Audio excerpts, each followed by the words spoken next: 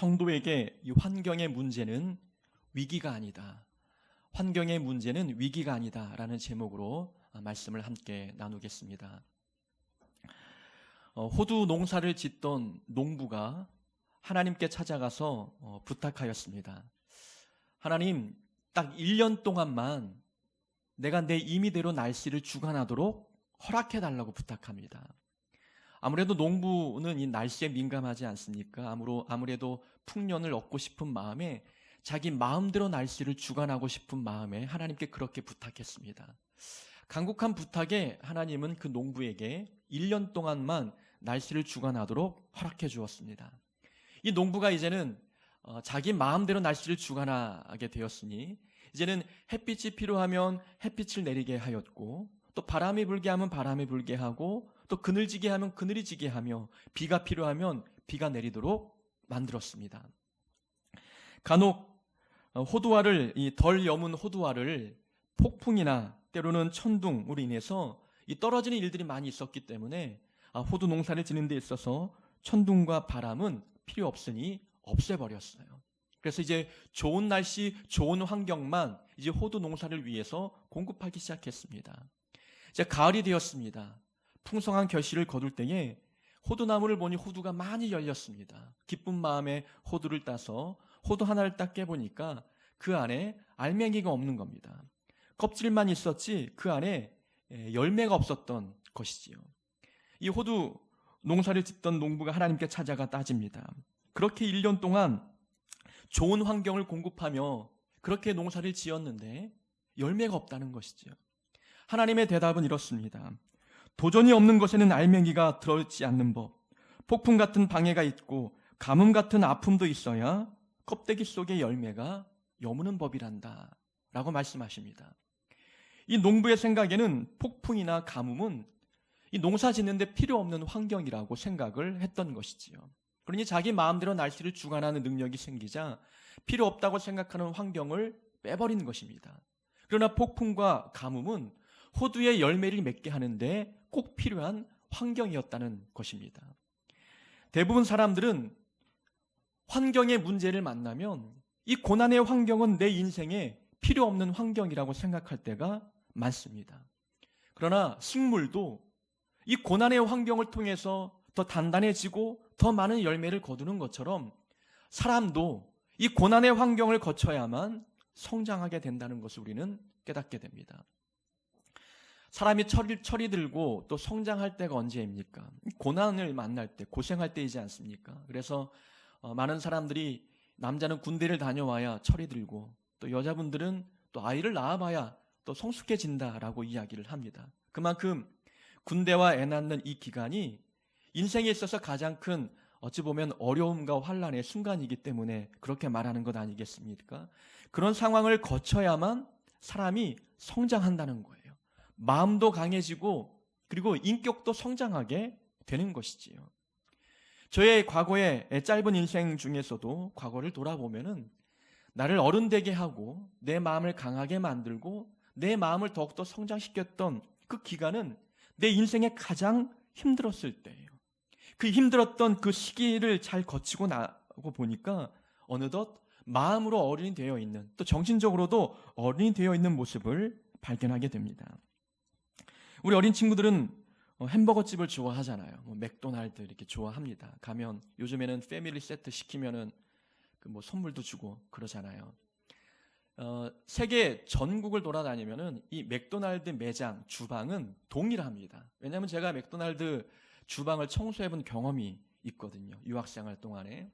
근데 가장 힘든 게 이 맥도날드 청소의 가장 힘든 점은 유리가 많다는 것과 그리고 바닥에 아이스크림 떨어뜨리는 거예요. 그거 지우기가 굉장히 힘들고 주방은 다 기름 바닥이에요. 그래서 기름 바닥을 청소하려면 뜨거운 물을 뿌려야 됩니다. 뜨거운 물을 길어다가 이 바닥에 뿌리면 주방 기구들이 많아서 걸리적거리잖아요. 그 드럼통에 뜨거운 물을 들고 가다가 이 구석진 곳에 이제 어떤 주방 도구에 걸려서 이 뜨거운 물이 쏟아지면 다리를 들 때가 많이 있거든요. 그럼 저도 모르게 욕이 나오는 거예요. 너무 이게 힘든 거예요. 그때 제가 그 맥도날드를 청소하면서 영어 욕이 참 많이 늘었어요. 그때가 가장 힘들었거든요. 왜냐하면 12시에 들어가서 새벽 2시에 나와야 되는 그런 상황이기 때문에 또 낮에는 또 학교 가고 또 숙제해야 되고 공부해야 되고 밤을 샌 적도 많이 있지요. 너무 힘들다 보니까 숨이 턱까지 딱 차는 거예요. 그래서 누가 빨리 한국으로 불러주면 좋겠다. 다 포기하고 들어오라고 말만 꺼내면 내가 당장 가겠다. 그런 생각이 들 정도로 그 세월이 너무나 힘든 거예요. 그 당시에는 그 환경과 그 여건들이 내 인생에도 좀 없었으면 좋겠다라는 생각이 들 정도로 힘들었지만 지나고 보면 그 상황이 너무 감사한 거예요. 그 상황이 내 목회의 큰 자산이 되었고 그 상황 속에 있었기 때문에 그 상황을 거쳤기 때문에 아빠로서 남편으로서 어른으로서 마음이 성장한 것을 경험하게 되는 것입니다. 사람이나 식물이나 환난과 고난의 역경, 이 환경들은 불필요한 것이 아니라 꼭 필요한 환경임을 우리는 경험을 통해서도 알게 됩니다. 하물며 영적인 성장은 어떻겠습니까? 우리의 믿음이 자라고 신앙이 성장하는 것 어느 때 성장하겠습니까? 고난을 거치지 아니하면 우리의 믿음은 결코 성장하지 못합니다. 따뜻한 온실 속에서 믿음이 성장한다? 아니었습니다. 요셉이 사랑하는 아버지 곁에 머물러만 있었다면은 그는 형들의 잘못을 고자질하는 사람으로만 자라났을 거예요. 그러나 형들에 의해서 노예로 팔려가고 노예 생활하며 또 누명을 쓰고 감옥에 들어갔던 이 인생의 역경의 과정을 통과했으니 그의 믿음이 성장했던 거였어요. 형들의 그 잘못을 바라보면서도 기꺼이 용서할 수 있는 마음이 그 마음에 생겼습니다. 믿음이 자란 겁니다. 사랑이 성장한 거예요. 용서의 마음이 더욱더 커진 것입니다. 골리앗을 넘어뜨렸던 다윗, 그의 믿음이 성장했던 환경은 목동 생활을 했던 순간이었어요. 그 넓은 광야에서 그 누구도 도울 수 없는 그런 혼자만 있었던 그 상황 속에서 곰과 사자와 싸우며 그의 믿음을 성장시켰습니다. 성경 속의 많은 인물들, 그들은 고난이라는 과정을 겪으면서 그들의 믿음이 성장했다는 것을 우리는 성경의 증거를 통해서 배우게 됩니다. 자, 고난의 환경이 우리의 믿음을 성장시키고 우리의 인격도 자라게 하고 우리를 더욱더 어른되게 한다면 이 고난이라는 환경이 꼭 불필요한 것이냐? 그렇지 않다는 거예요. 고난은 은혜의 상황이지 위기의 상황은 결코 아니라는 것입니다. 근데 우리는 환경의 문제에 부딪히면 인생의 위기를 만난 것 같이 생각을 합니다. 원치 않는 상황을 딱 부딪히면 위기를 만났다고 생각합니다. 두려워하고 무서워합니다. 환경 때문에 믿음이 흔들려 버리고 환경 때문에 우리의 신앙에 영향을 받습니다. 성도에게 환경의 문제는 결코 위기가 아닌 거예요. 이 환경은, 이 고난의 환경은 우리의 믿음을 성장시키는 은혜의 순간임을 우리는 기억해야 되는 것입니다. 고난이 주는 유익을 알지 못하는 자들은 고난을 만나면 피하려고 합니다. 불평하고 도망가고 싶어하는 것이지요. 오늘 본문 속에 보면 이삭이 등장합니다. 이삭은 믿음의 조상이었던 아브라함의 아들이었어요. 아브라함이 죽자 이삭은 아브라함과 함께 살았던 이 가나안 땅 부엘라 헤로이에 머물며 살고 있었어요. 그런데 그 땅에 흉년이 들었습니다. 어찌 보면 환경의 문제를 만난 것이죠. 고난을 만난 것입니다. 이삭은 흉년을 만나자 그 땅을 버리고 블레셋 땅에 갑니다. 그가 블레셋 땅에 갔던 이유는 그곳을 거쳐서 애굽 땅으로 내려가기 위함이었습니다. 그는 흉년을 만나면 이 환경은 피해야 할 환경이라고 생각했어요. 환경의 문제에 부딪히면 이 환경은 나에게 필요 없으니 이 모든 것을 뒤로 하고 이 땅을 벗어나고 싶은 마음이 그 마음속에 있었던 것입니다. 아버지 아브라함이 가나안 땅에 흉년이 들자 애굽으로 내려갔던 것처럼 본인도 그렇게 하려고 생각을 했던 것이지요. 과연 이삭이 만난 이 흉년의 상황이 그에게 위기의 상황이었느냐라는 것입니다. 하나님께서 이삭에게 말씀하셨어요. 애굽으로 내려가지 말고 내가 너에게 지시하는 땅에 머물라. 이 땅에 머물러 있으면은 너희 아버지 아브라함에게 약속했던 그 축복이 너에게 임할 것이라고 하나님께서 말씀하십니다. 내 자손을 하늘의 별과 같이 많게 할 것이다. 흉년이 들었던 그 땅에 머물면 하나님의 은혜가, 하나님의 복이 임할 것이라고 말씀하고 있습니다. 자, 아브라함과 약속했던 축복의 그 약속이 이삭에게도 동일하게 적용이 되는 거예요. 아브라함에 대해서만 그 축복의 약속이 멈추는 것이 아니라 이삭과 야곱의 이 후손을 통해서도 이 축복이 계속 흘러가고 있는 것이거든요. 흉년이 들었던 환경이라 할지라도 하나님의 그 약속의 말씀이 중단되지 않는다는 것을 보여주고 있는 것입니다. 하나님의 계획이 환경에 따라서 달라지지 아니하고 흉년이 든 환경이라 할지라도 아브라함이 약속했던 그 축복이 그대로 그 땅에 임한다는 거예요. 이삭이 흉년이 든 땅에 머물러도 하나님의 복을 받을 수 있는 거예요. 하나님의 계획이 그대로 이어진다는 것입니다. 나를 향한 하나님의 계획이 환경의 여부에 따라서 달라지지 아니하고 어떤 환경이 있어도 나를 향한 하나님의 계획이 성취된다면 어찌 그 환경이 우리에게 위기가 되겠느냐라는 거예요. 하나님의 계획과 복이 여전히 나에게 임하는데 이 고난 가운데도 환경에 그 하나님의 복이 임하고 흉년의 때에도 하나님의 은혜가 내게 임하면 이 환경은 우리에게 위기가 아닌 거예요. 하나님의 계획은 환경에 따라서 달라지지 않습니다. 나를 향한 하나님의 계획은 환경이 열악해졌다 할지라도 번복됨이 없는 거예요. 그 어떤 환경의 문제도 나를 향한 하나님의 계획에 장애가 되지 않는다면 그 환경은 우리에게 결코 위기가 될 수 없는 것입니다. 좋지 못한 환경을 만나도 우리는 걱정할 필요가 없는 거예요. 위기를 만났다고 염려할 필요가 없습니다. 우리의 인생은 환경에 달려있는 것이 아니라 하나님의 손에 달려있어요. 하나님께서 그 강한 손으로 우리를 붙들고 계시는 한 어떤 환경에 놓여도 우리의 인생이 결코 망하지 않음을 말씀을 통해서 교훈 삼게 되는 것입니다. 환경이 흘러가는 대로 내 인생이 흘러가도록 하나님은 그냥 두지 않습니다. 우리를 붙들고 계셔요. 환경이 바뀌어도 이 환경을 통해서 우리의 믿음이 성장하고 하나님의 은혜가 우리에게 임하게 되는 것이에요. 인생을 살다 보면 꽃길을 걸을 때가 있고 가시밭길을 걸을 때가 있습니다. 따뜻한 햇빛을 만날 때가 있고 때로는 가뭄과 풍랑을 만날 때도 있는 거예요. 그러나 그 모든 상황이 나를 위해서 하나님께서 주시는 선물과 유익이라면 위기가 아닌 것입니다. 하나님의 계획과 하나님의 은혜와 하나님의 복은 환경에 따라서 중단되거나 번복되거나 멈추지 아니하고 여전히 우리에게 동일하게 부어지니 우리는 환경의 문제는 우리에게 결코 위기가 될 수 없습니다. 이삭이 이 블레셋 땅에 머물러 애굽에 내려가려고 했는데 하나님께서 그 계획을 막으십니다. 이삭을 부르시고 이르시되 애굽으로 내려가지 말고 내가 너에게 지시하는 땅에 거주하라. 이 땅에 거류하면 내가 너와 함께 있어 너에게 복을 주겠다. 하늘의 별과 같이 너의 자손이 많아지게 할 것이다 라고 하나님께서 말씀하셨어요. 자, 하나님의 말씀이 아니었다면 이삭은 애굽으로 내려갔겠지요. 이것이 은혜이지 않습니까? 이삭이 잘못된 길로 가고 있을 때에 하나님이 그를 막으셨어요.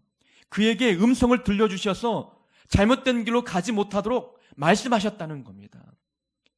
성도에게 위기는 환경의 문제가 위기가 아니라 내가 잘못된 길을 가는데도 불구하고 하나님의 말씀이 들리지 않는 것, 하나님의 음성이 들리지 않는 것, 이것이 더 큰 위기입니다. 그런데 이삭은 흉년을 만났지만 흉년 가운데에 잘못된 선택을 하지 않도록 하나님이 말씀하셨다는 거예요. 그 음성이 들렸다는 것입니다. 그러니 흉년의 때에 하나님의 음성을 듣고 있는 이삭의 인생, 어찌 그 흉년의 때가 위기가 되겠습니까? 하나님의 음성이 들리는 환경이라면 그것은 은혜예요. 그 상황은 복의 상황임을 우리는 기억해야 되는 것입니다.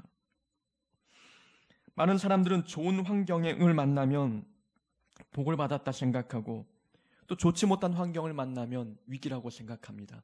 환경에 따라서 마음의 상태가 달라지지요. 그러나 성도들은 환경에 따라서 환경이 복이고 환경이 위기다, 그게 아니라는 것입니다. 하나님의 음성이 들려지는 곳에 내가 머물고 있다면 그것은 복이에요. 그러나 하나님의 음성이 내 안에 들려지지 않고 있다면 이것은 위기입니다. 내 영적인 암흑기를 겪고 있는 거예요. 우리가 예배 자리에 나와서 하나님의 말씀이 들려집니까? 말씀을 듣고 마음에 감동이 있고 은혜가 있고 말씀을 들으면서 내 인생이 잘못된 길로 가고 있구나, 그것을 깨닫고 있습니까? 그러면 우리는 복 받고 있는 거예요. 은혜의 상황에 놓여 있는 것입니다.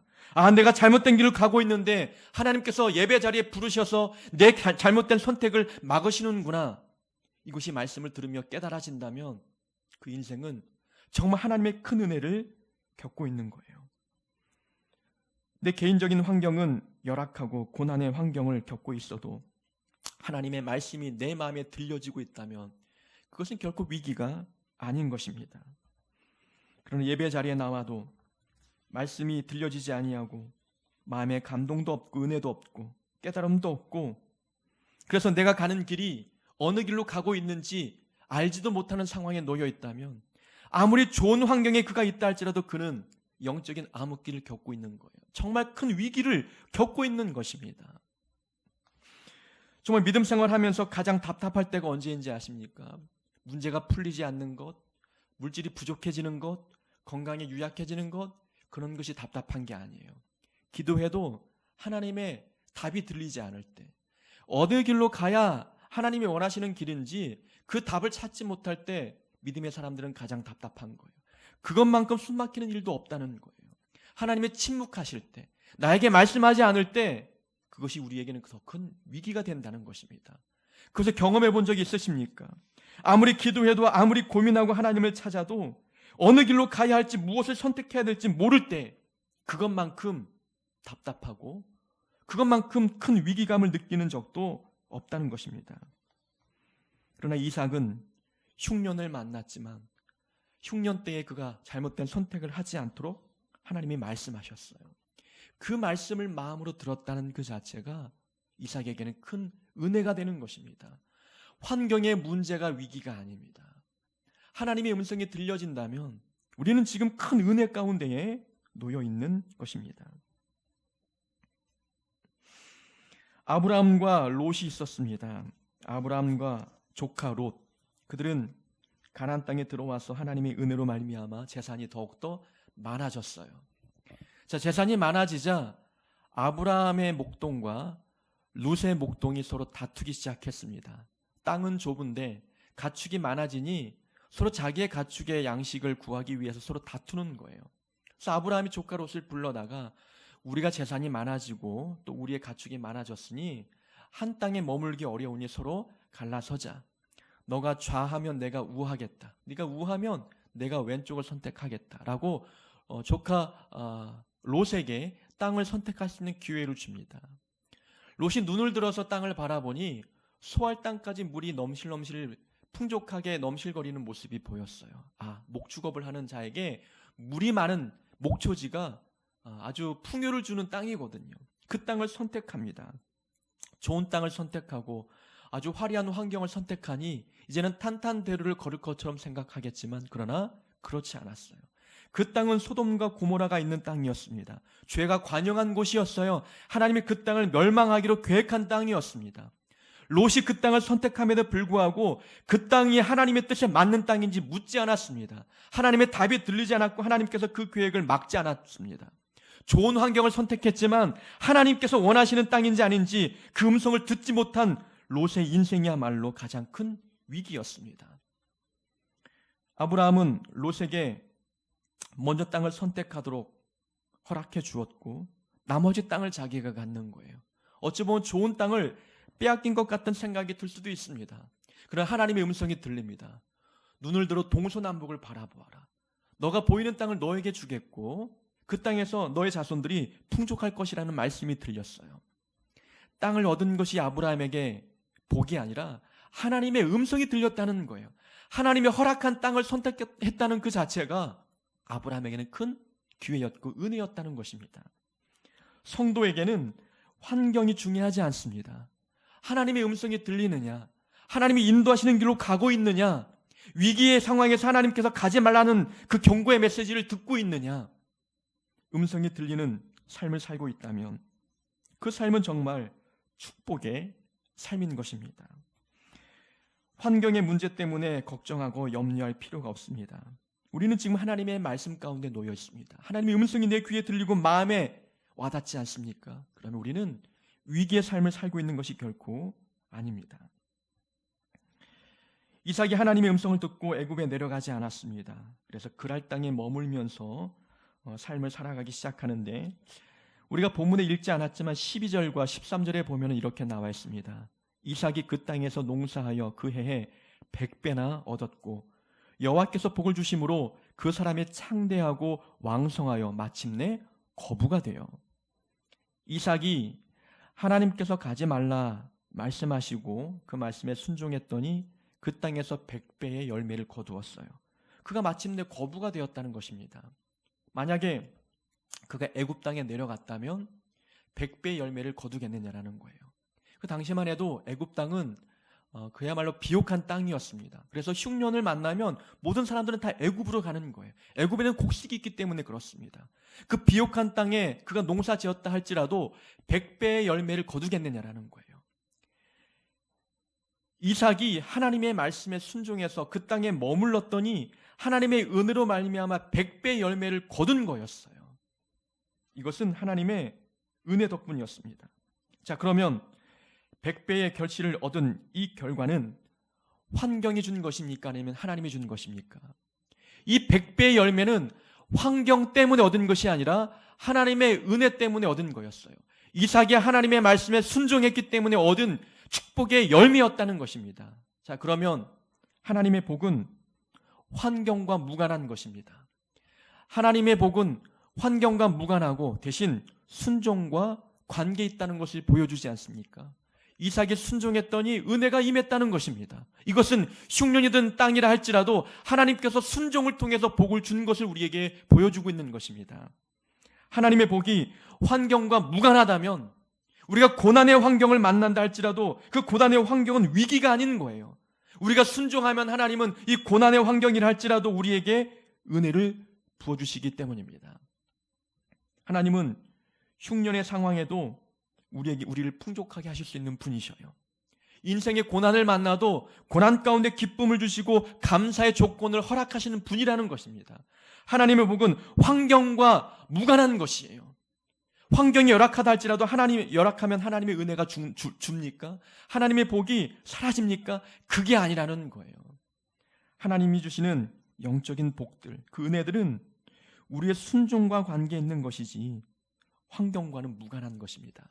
그렇기 때문에 환경의 문제는 우리에게 위기가 아닌 거예요. 원치 않는 환경이라 할지라도 그 안에서 순종하면 하나님은 우리에게 은혜를 부어주시는 거예요. 구약 성경에 보면 사르밧 과부가 나옵니다. 사르밧 과부가 극심한 가뭄 끝에 마지막 남은 가루, 떡을 만드는 가루를 가지고 마지막 식사를 해서 먹고 자기 어린 자녀와 함께 목숨을 끊을 생각에 있었습니다. 그때 하나님께서 엘리사 선지자를 보내셔서 그를 만나게 하셨어요. 그래서 그 선지자가 그 마지막 음식을 자기를 위해서 만들어 달라고 이야기합니다. 참 배짱 좋은 부탁이지요. 저 같으면 그런 부탁을 하지 못할 것 같아요.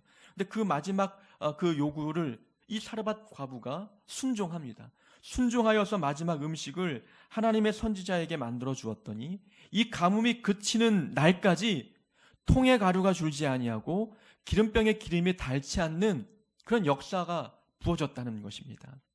자, 환경이 그에게 양식을 공급한 게 아니었어요. 순종이 하나님의 은혜가 부어지도록 했다는 것입니다.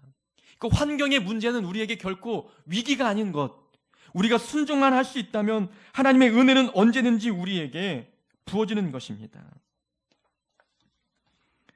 젖과 꿀이 흐르는 가나안 땅, 이스라엘 백성들이 40년 동안 광야를 걸으며 가나안 땅에 도착했어요. 그 땅에 들어가면 풍족한 삶을 누리겠다 기대했지만 결코 그렇지 않았어요. 광야에서는 배고프지 않았지만 가나안 땅에 들어가서는 굶주렸어요. 이방 민족들의 공격을 받아서 모든 양식을 다 빼앗겼습니다. 문제는 무엇입니까? 풍족한 환경에 머물렀지만 그들이 굶주렸던 이유는 순종하지 않았기 때문이었어요. 하나님만 섬기라 말씀했던 그 말씀에 불순종하고 그 땅의 우상을 섬겼던 이 불순종이 풍족한 환경임에도 불구하고 그들에게 고난을 만나게 했다는 겁니다. 그럼 모든 것이 부족한 광야에 있었던 그들의 인생, 광야였지만 배고프지 않았습니다. 춥지 않았어요. 옷이 닳지 않았습니다.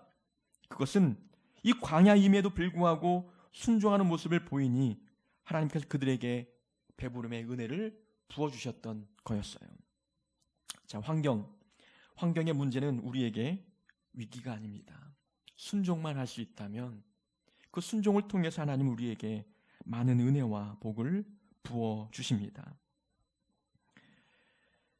그러나 이삭은 하나님께서 머물러 한 땅에 머물렀지만 인간적인 실수를 하게 됩니다. 아브라함이 실수했던 내용과 동일한 실수를 반복하게 되는데 자기의 아내가 너무 이쁜 나머지 그 아내를 누이라고 속입니다. 왜냐하면 이 블레셋 사람들이 이삭의 자기 아내의 아름다움을 보고 자기를 죽이고 아내를 빼앗아 갈까봐 두려워했습니다. 그래서 자기 아내를 아내라 말하지 못하고 누이라고 이야기했던 것이지요. 그러나 블레셋 왕 아비멜렉이 보니 이삭이 자기 누이라고 했던 리브가를 안는 모습을 보았어요. 아, 이삭이 거짓말했구나 라고 생각을 하고 그를 불러다가 책망합니다. 너의 거짓말 때문에 우리 민족 중 한 사람이 너에게 죄를 범할 뻔하였다 라고 이야기합니다. 누이라 생각하고 그를 빼앗아가 아내로 삼았다면 그것은 그 사람에게도 죄가 되는 것이거든요. 이삭이 이렇게 거짓말했던 이유가 무엇입니까? 그는 믿음이 부족했던 거였어요. 자, 하나님께서 이삭에게 뭐라 말씀했습니까? 이 땅에 머물면 너희 아버지 아브라함에게 약속했던 복을 너에게 주겠다 약속했어요. 그 약속이 무엇입니까? 하늘의 별과 같이 너의 자손이 많아지게 할 것이다 라는 것이 하나님의 약속이었어요. 그러면 자손이 많아지도록 하기 위해서 이삭에게 필요한 것은 리브가 아내였습니다. 하나님이 이 약속을 이루기 위해서라도 이삭에게 아내를 빼앗기지 않도록 만들어주신다는 거예요. 어떤 상황에도 하나님은 이삭과 리브가를 헤어지지 못하도록 하나님이 만들어주실 텐데 이삭은 자기 힘으로 자기 지혜로 이 문제를 극복하고자 꾀를 썼던 것입니다. 그 방법이 거짓말하는 거였지요.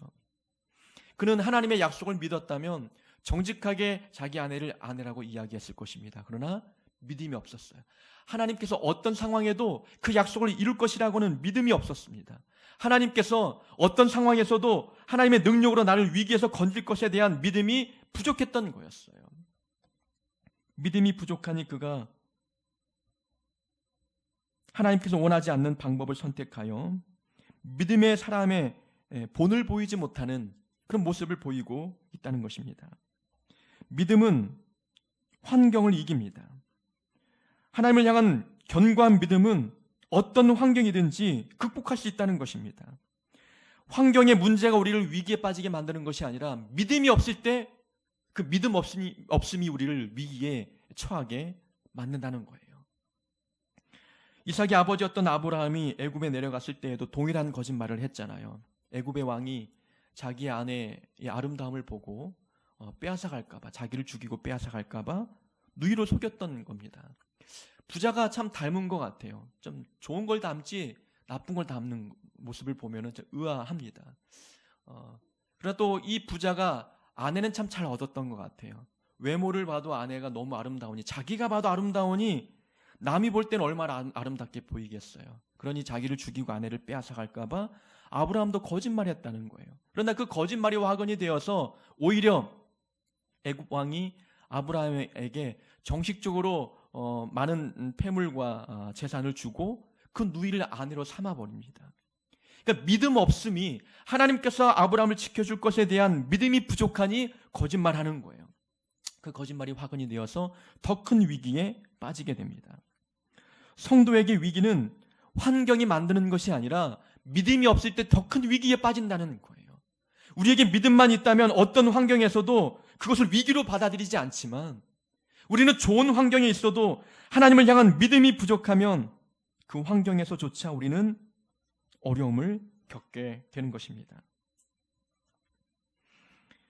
이스라엘 백성들이 광야에서 가나안 땅으로 나아가고 있을 때에 모세가 12명의 정탐꾼을 가나안 땅에 보냅니다. 12명의 정탐꾼이 그 땅을 정탐하고 돌아와서 보고하는데 그 중에 10명은 부정적인 보고를 하는 거예요. 그 땅에는 거인들이 살고 있습니다. 그들에 비하면 우리는 메뚜기와 같습니다 라고 이야기합니다. 그 이야기를 듣고 백성들이 통곡하기 시작합니다. 가나안 거민들을 이야기를 듣고 우리는 그들과 싸우면 죽을 수밖에 없겠구나. 우리는 죽임을 당하고 우리 아내와 자녀들은 포로로 끌려가겠구나. 닥치지도 않은 일을 이미 닥친 것처럼 두려워하면서 슬퍼하며 통곡합니다. 그러나 2명 여호수아와 갈렙만큼은 긍정적인 보고를 합니다. 그들은 거인임에는 틀림이 없지만 그러나 하나님께서 우리와 함께 하시면 능히 우리가 이길 것입니다. 그들은 우리의 밥이 될 것입니다 라고 이야기하는 거예요. 같은 상황을 보고 왔지만 누구는 우리는 그들에 비하면 메뚜기와 같습니다 라고 이야기하고, 그러나 어떤 사람들은 그들이 우리의 밥입니다 라고 이야기합니다. 같은 환경과 같은 상황을 보았지만 이렇게 결과가 다른 내용들을 이야기하는 이유가 무엇입니까? 그것은 믿음의 차이입니다. 환경의 차이가 아니라 믿음의 차이가 그런 보고를 만들어내었던 것이지요. 그들이 우리의 밥입니다 라고 생각하는 사람들은 그 환경이 두렵지 않은 거예요. 그 환경이 위기가 아닌 것입니다. 그러나 그들에 비하여 우리가 메뚜기입니다 라고 말하는 사람들은 그 환경이 위기예요. 두려움의 상황입니다. 우리는 이미 싸워보기도 전에 졌다고 생각하는 것이지요. 환경이 우리를 위기로 몰고 가는 것이 아니라 믿음 없음이 우리를 위기로 몰고 간다는 것을 보여주고 있는 단적인 예입니다. 우리는 지금 살고 있는 이 상황, 이 환경을 어떻게 보고 계십니까? 지금 내가 살고 있는 이 상황이 정말 우리 마음의 불평과 원망을 불러올 만한 상황입니까? 이제는 죽었구나, 내 인생은 왜 이렇게 되는 것일까? 원망할 만한 그런 상황입니까? 환경은 절대 우리에게 위기감을 주는 것이 아닙니다. 우리에게 믿음이 있으면 결코 지금의 상황 좌절하거나 절망할 이유가 없는 것입니다. 하나님의 능력을 한번 믿어보십시오. 하나님의 전능하심을 믿는 겁니다. 하나님의 나를 도우실 것에 대해서 믿는다면 지금 내 상황, 이 환경 결코 위기가 아니라 하나님께서 나를 성장시키실 수 있는 좋은 은혜의 순간임을 믿음의 눈으로 보게 될 것입니다. 좋지 못한 환경을 만났을 때에 이 환경을 벗어나기 위해서 애쓸 필요가 없습니다. 가뭄과 풍랑도 호도 열매를 맺을 수 있는 좋은 환경이 되는 것처럼 인생의 풍랑과 가뭄도 우리의 믿음의 열매를 맺게 만들 수 있는 좋은 환경이 되는 것입니다. 환경에 따라서 믿음이 흔들리지도 말고 좋지 못한 환경을 벗어나기 위해서 애를 쓸 필요도 없습니다. 환경의 문제는 우리에게 결코 위기가 아닙니다. 하나님께서는 어떤 환경이든지 우리를 향한 하나님의 계획을 이어가시는 분이십니다. 하나님께서는 그 환경 속에서 우리에게 음성을 들려주셔서 우리가 잘못된 길로 걸어가지 않도록 하나님은 늘 말씀해 주십니다. 하나님의 음성이 들리니 이 상황은 결코 위기가 아닙니다. 우리가 이 상황 속에서 순종하면 이 순종을 통로로 하여서 하나님의 은혜가 우리에게 흘러들어옵니다. 그러니 하나님의 복이 환경과 무관하다면 환경은 결코 우리에게 위기가 될 수 없습니다. 그리고 이 환경에서 믿음이 있다면 능히 이 환경을 이겨낼 수 있는 담대함들이 우리 안에 있게 됩니다. 성도에게는 환경의 문제는 위기가 아님을 기억하셔서 어떤 환경이든지 하나님을 예배하는 예배 모습 변치 마시고 모든 상황 속에서 하나님 앞에 감사하고 또 기쁨을 잃지 않는 하나님의 귀한 자녀 되기를 주의 이름으로 축원합니다.